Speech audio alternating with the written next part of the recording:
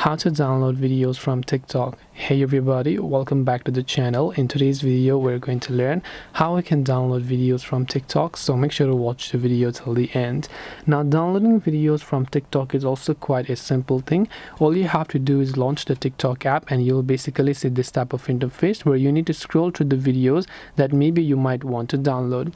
So let's say there is a certain video you found that you want to download. You can tap on the share icon from the bottom right, then you'll find an option called save video here. So you can just tap on the save video option, and once you tap on save video, that particular video will now get saved to your gallery, which later on you can go ahead and then also view it completely offline.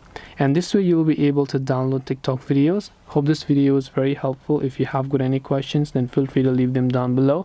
Thank you for watching till the very end of this tutorial, and see you soon in our next video.